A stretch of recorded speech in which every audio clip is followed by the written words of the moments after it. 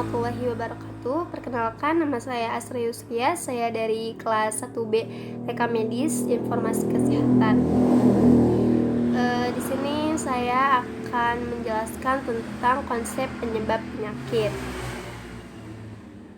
Pengertian konsep penyebab penyakit ialah sebuah peristiwa, kondisi, karakteristik, atau kombinasi dari faktor-faktor tersebut yang memegang peranan penting dalam timbulnya penyakit. Intinya, penyebab itu harus mendahului akibat. Nah, selanjutnya teori terjadinya penyakit. Yang pertama teori kontagion, teori Hippocrates, teori humoral, teori miasma, teori epidemik, teori kuman atau Jasadenic. Nah, yang pertama teori kontagion ialah teori yang berawal dari pengamatan terhadap penyakit kusta di Mesir ini menyatakan terjadi akibat kontak antara satu sama lain. Nah, terus yang kedua teori Hippocrates. Nah, teori ini bahwa penyakit ini timbul karena faktor lingkungan kayak cuaca,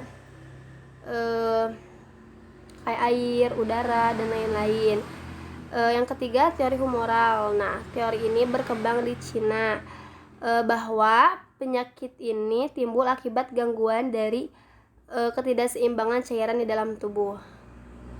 Selanjutnya yang keempat teori miasma. Nah, teori miasma ini abad pertengahan. Abad pertengahan itu dulu banget ya. Berarti katanya penyakit timbul akibat sisa makhluk hidup yang mengalami pembusukan, berarti yang sudah mati. Nah, itu mengakibatkan pengotoran udara dan lingkungan. Terus 5, teori epidemik. Nah, teori epidemik ini hampir sama seperti Hippocrates ya. Timbulnya akibat faktor lingkungan sama cuaca. Terus yang ke-6, teori kuman atau Jasadenic. Nah, teori kuman atau Jasadenic ini ditemukan mikroskop oleh Anthony yang ke-18. Nah, timbul terjadinya penyakit ini disebabkan oleh mikroorganisme. Selanjutnya, nah, rantai proses penularan penyakit. Infeksi merupakan invasi tubuh oleh patogen atau mikroorganisme yang mampu menyebabkan sakit. Infeksi juga disebut asimptomatik apabila mikroorganisme gagal dan menyebabkan cedera yang serius terhadap sel atau jaringan. Penyakit akan timbul jika patogen berkembang biak dan menyebabkan perubahan pada jaringan normal. Dan rantai penularan penyakit adalah rangkaian sejumlah faktor yang memungkinkan proses penularan suatu penyakit dapat berlangsung. Nah, tahap-tahap infeksi, tahap inkubasi, tahap prodromal, tahap sakit, tahap pemulihan. Untuk tahap inkubasi itu ialah selang waktu yang berlangsung antara pajanan terhadap patogen hingga gejala pertama kali muncul. Terus yang kedua tahap prodromal. Nah, tahap ini bisa disebut warning stage karena tahap ini memberikan sinyal atau tanda-tanda awal krisis. Selanjutnya, tanda-tanda infeksi. Kalor, terdapat rasa panas. Dolor, terdapat rasa sakit. Rabor, terdapat kemerahan. Tumor, terdapat pembekakan. Fungsiolesa, adanya kehilangan fungsi pada organ. Berikut rantai penularan penyakit. Nah, awal penyebabnya tuh penyebab infeksi ya. Contohnya tuh kayak dari bakteri, jamur, virus, parasit. Sumbernya manusia, hewan, tumbuhan. Nah, terus menuju ke tempat keluar, portal keluar itu tuh contohnya tuh misalkan virus influenza A dan bakteri Mycobacterium tuberculosis meninggalkan tubuh melalui saluran pernapasan. Itu tuh contoh dari kita waktu bersin gitu ya. Nah, terus cara penularan itu perpindahan agen infeksi berlangsung dengan berbagai cara. Secara garis besar, metode penularan ini terbagi dua, yaitu secara langsung dan tidak langsung. Penularan langsung terjadi saat individu terinfeksi bertemu dengan individu sehat lalu melakukan kontak fisik seperti bersentuhan kulit, berciuman, dan berhubungan seksual, atau berada dalam jarak dekat yang memungkinkan penularan secara aerosol seperti bersin dan batuk.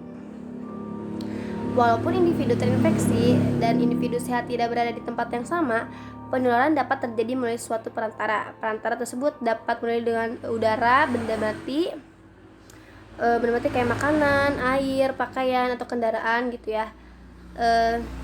Terus maupun makhluk hidup yang digolongkan sebagai vektor seperti nyamuk, lalat, dan caplak. Berdasarkan hal ini, suatu penyakit dapat digolongkan menjadi penyakit berperantara udara, penyakit berperantara makanan, penyakit berperantara air, dan penyakit berperantara vektor. Menuju ke portal masuk. Portal masuk adalah tempat atau lokasi agen infeksi memasuki inang yang baru, misalnya melalui virus rabies memasuki tubuh melalui luka pada kulit. Itu contohnya. Selanjutnya ke pejamur rentan. Pejamur rentan itu kekebalan tubuh ya seseorang, kekebalan lemah pasca beda luka bakar, penyakit kronis, usia muda atau tua. Itu berikut rantai penularan penyakit. Selanjutnya, faktor-faktor timbulnya penyakit. Agen penyakit atau faktor penyebab penyakit dapat berupa benda hidup atau mati dan faktor mekanis. Namun, kadang-kadang untuk penyakit tertentu penyebabnya tidak diketahui seperti pada penyakit ulcus pepticum, penyakit jantung koroner, dan lain-lain.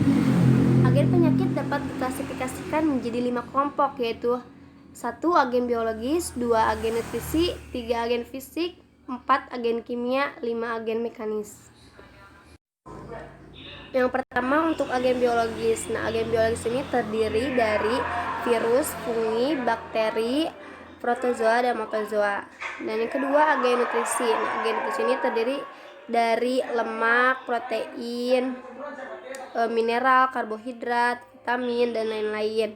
Agen fisik contohnya kayak panas, dingin, ketekanan, kebisingan. Terus yang keempat agen kimiawi. Agen kimiawi dapat bersifat endogen seperti asidosis, diabetes hiperglikemia, uremia, dan bersifat eksogen seperti zat kimia, alergen, gas debu, dan lain-lain. Terus agen mekanis contohnya kayak gesekan, benturan, pukulan yang dapat menimbulkan kerusakan jaringan pada tubuh si host atau pejamur. Selanjutnya, riwayat ilmiah penyakit. Riwayat alamiah penyakit adalah perkembangan penyakit secara alamiah tanpa ikut campur tangan medis atau intervensi kesehatan lainnya. Manfaat riwayat alamiah penyakit ini yang pertama untuk diagnostik, masa inkubasi berguna untuk DS penyakit atau masalah kesehatan dalam KLB.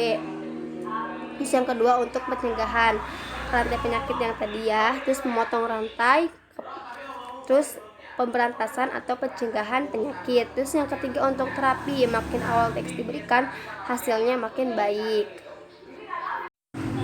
Selanjutnya tahapan riwayat alamiah penyakit. Pertama, tahap prepatogenesis. Tahap ini yang pertama kondisi host masih normal, sehat. Terus yang kedua sudah ada interaksi host dan agen, tetapi agen belum masuk ke host. Yang kedua, tahap patogenesis. Tahap patogenesis ini ada 3 ya, ada 3 tahap lagi. Ada tahap inkubasi, tahap penyakit dini, tahap penyakit lanjut. Tahap penyakit dini, tahap inkubasi ya. Tahap ini mulai masuknya agen ke dalam host sampai menimbulkan gejala sakit. Terus yang kedua, tahap penyakit dini. Tahap mulainya timbul gejala penyakit dalam keadaan awal masih ringan. Terus yang ketiga, tahap penyakit lanjut. Tahap penyakit ini telah berkembang pesat dan menimbulkan kelainan patologis dan gejalanya. Dan yang ketiga, tahap pasca patogenesis. Ini tahap penyakit akhir. Tahap berakhirnya perjalanan penyakit. Terdapat dalam bentuknya sembuh, kronik, cacat, yang keempat kematian. Selanjutnya upaya-upaya pencegahan. Tingkat pencegahan penyakit. Yang pertama, primordial prevention atau pencegahan tingkat awal. Nah, ini yang pertama, menghindari rokok, menghindari obesitas, perilaku hidup bersih dan sehat, makanan bergizi seimbang, istirahat yang cukup, olahraga teratur, mengurangi bahan pengawet dan pewarna. Terus yang kedua, primary prevention, pencegahan TK pertama. Nah, ini yang pertama, pendidikan kesehatan, imunisasi, konsul genetika, selalu memakai masker dan sarung tangan. Terus yang ketiga, secondary prevention atau pencegahan TK kedua. Nah, ini diagnosis awal, pengobatan cepat dan tepat, screening atau pencarian penderita gejala dengan gejala yang umum.